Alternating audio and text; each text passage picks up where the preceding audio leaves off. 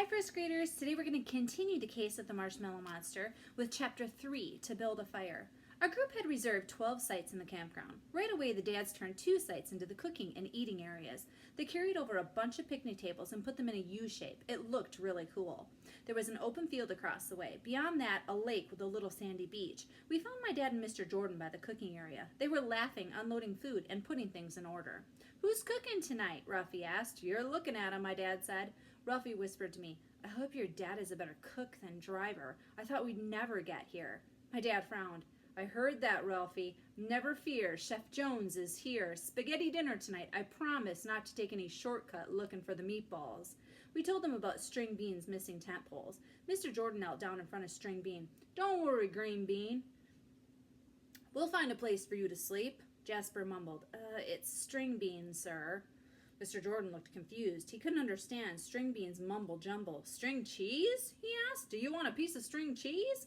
"Never mind," String Bean said. My dad spoke up. "You can sleep with Jigsaw's brothers, Daniel and Nick. They have extra room in their tent."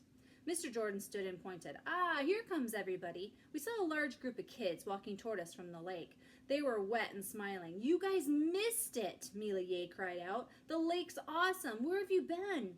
Mila was my friend and partner. We did all of our detective work together. Mila looked at us, then at my dad. "Don't tell me. Your dad got lost again." "Lost?" my dad said. "Lost? I wouldn't call it lost." Mr. Jordan laughed. "What would you call it then?" My dad arched an eyebrow. "The scenic route," he replied. "Anyway, gather some wood, kids. We'll make a bonfire tonight. In the meantime, I'll start cooking." After dinner, Lucy Hiller's dad taught us how to build a proper fire. Then he firmly told us we should never ever build a fire. I scratched my head and watched. "You need 3 kinds of wood for a fire," Mr. Hiller explained.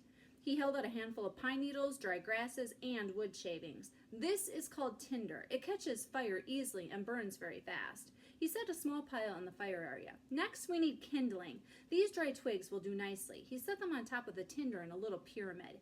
Mr. Hiller lit the tinder. A few small fans began to lick at the kindling. Mr. Hiller explained, "When the kindling catches, we'll add larger pieces of wood. Dead, dry sticks are the best. There seem to be plenty lying around. Go find some, boys and girls. Remember, don't hurt any trees. Leave the living branches alone. I only want dead wood that's already on the ground." After we gathered wood for the fire, it got dark. A gang of us played flashlight tag in the field. Then it was story time. Mr. Hitchcock told the coolest, scariest stories. And along with it, we ate s'mores. It was only the greatest food on the planet. Tomorrow's chapter 4, is called Mr. Hitchcock Tells a Story.